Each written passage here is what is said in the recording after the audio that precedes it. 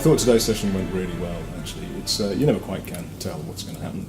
The idea was to create a forum in which people could exchange views. So pretty unconditional, with a very broad brush theme, which was about enterprise and museums, and give people a chance to express their concerns, talk about the solutions they've found, and I suppose in many ways just not to feel alone, because people are faced by some very real challenges. And what was clear was that there was a lot of commonality amongst the people in the room, leaders in the sector, and that they really enjoyed the chance to exchange those ideas. There's some common factors across many museums: reduction in public funding, need to increasingly generate your own income, pressure to look at opportunities around philanthropy, and a basic change that whereas people have thought that they would be able to use income that they generated as an addition, it's now a core part of what we're doing, and it's a very different approach, and the recognition that everybody in an organisation needs to be part of it. It's not just some people's responsibility. Good enterprise is not about an old school public sector disposition of creating a grand master plan for the next 5 years and then just slavishly following it. It's not about that. Good enterprise is about trying stuff and seeing what works, and then stopping doing the stuff that doesn't work and doing more of the stuff that does. And that means a wholly different approach to risk and a wholly different approach to what we see through, and indeed politics, because politics, as you know, politicians hate stopping doing things because it looks like they failed. Enterprise is such a broad topic that there were many, many themes emerging. One of the ones that I think underpinned a lot of the others was governance, the way that you created a governance environment which enabled enterprise, and the need to get away from this belief in a panacea called moving to trust, that actually the answers to how you created the ability to take risk and the ability to try things out and fail, try things out and succeed. The way you created that environment will be different for every organisation and different for the different personalities involved in a particular location. And there's a view with some people that there is a conflict between having that mission around learning and education and the social value of museums and being sustainably resilient. There is no conflict there. It's a virtuous circle of actually our mission enables us to attract even more people in. Those people can contribute into the basis of our funding operation as well, through donations, through purchases in the shop, through cafes, and through charges for some elements of what they put, of what they experience, whether it's a temporary exhibition or whatever it may be. I think the other major theme I'd draw out was culture change. Just how significant the change in culture from a stereotypical, a traditional local authority-run museum to a more enterprising, responsive, ambitious organisation. How big the culture change was that was needed to make that transition. And just how, again, each organisation had to go on its own journey, determined by its own characteristics, its own constraints, how it had to go on its own journey to make that culture change transition.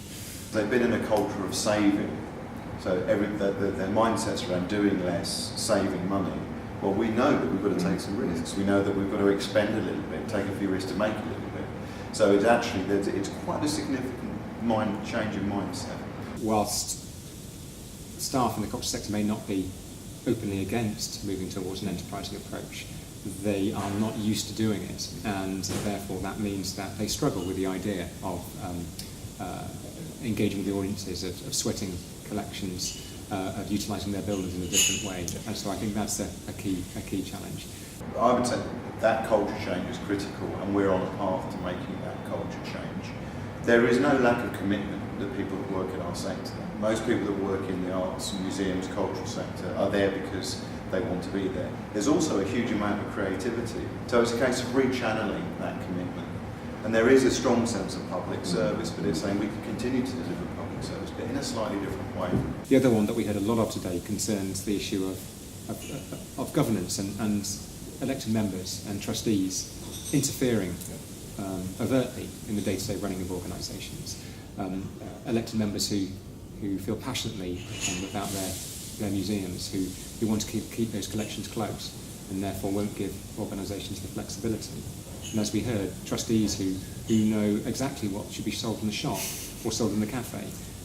This sort of direct interference by non-execs naturally causes problems, and cultural organisations need to be given the freedom to operate independently and entrepreneurial. And I think virtually anybody in that room today could have spoken eloquently about initiatives that they were developing around income generation in their museums and galleries.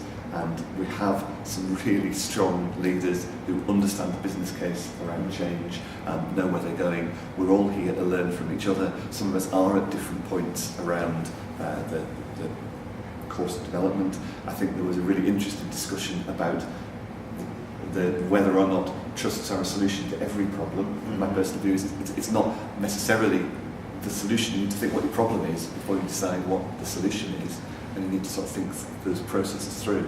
And I think, as Peter Lashford said, the form needs to follow the function, and that's really important. That people don't leap off following the herd just because that's what the people are doing. So you look at your own intervention. I think that was a really important bit of the discussion.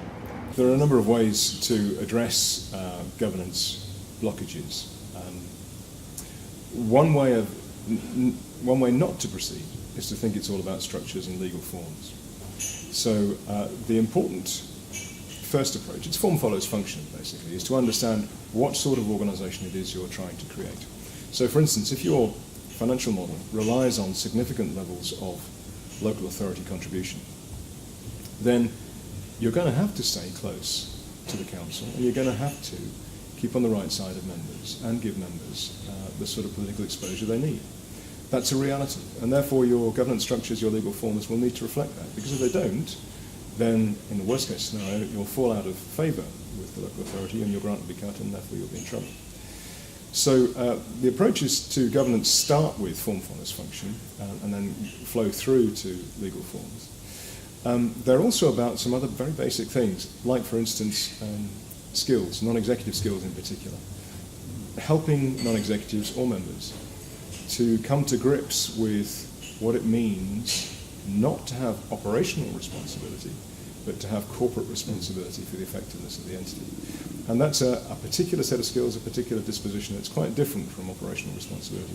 What we found, we didn't dwell on this a lot today, but what we found in our work is that you can help non-execs, you can help members get to that point, and you can help them very straightforwardly. And we have had to take people aside and spell it out to them in very robust terms. And to be fair to them, they will respond. But what's not happened often is that anyone has took them aside and said, actually that's not the way you behave if you want to create an enterprising environment. When we've done it, thinking of a couple of county council, museum function and a trust environment, when we've done it, people have responded very well. But it's a very particular thing. You have to take someone aside and say, that's not the way to do it. And then there are a range of other things which help with governance. Probably the most significant one for me is creating the management environment. So managers cease to think of themselves as being controllers of other people's activities, and they see themselves as being people who create a common sense of direction and purpose and accountability, and then create the freedoms within that for other folk to make decisions in response to customer need. So if you get those things in place, then people start to sing. Freedoms and control versus activity and purpose. So you know, as managers and as leaders, that getting the balance between freedom and control of your people is a key issue for you. It's always the difficult issue. And are you giving people freedom and control over what they do or what they're for in their jobs? And quite often what I think we're seeing is that museums are this, and I think sometimes people who are involved with the sector can forget this, museums are this utterly extraordinary resource. They are the repository of all the best wisdom, knowledge, ideas of preceding generations. So they are a resource base, a knowledge base, a kind of spiritual base on which a whole range of socio-economic outcomes can be built, on which people's sense of themselves can be constructed. I see this phase that we're going through, this very challenging financial environment, as being deeply challenging, but also as about unfreezing some rather stale views of what museums were, and giving us the opportunity to revitalise the sector and revitalise the way things are done, reconnect with what society wants and needs in an era where consumerism is increasingly being shown to be a false god, where people are looking to create, not consume, where people are wanting to get a sense of themselves and where they belong in history. And museums are uniquely placed to do that. And we're throwing off some of the stale attributes of the old era. The museum sector is doing that. And enterprise is just a word to describe that process. I think if the sector can step up to the mark, this is a very exciting new era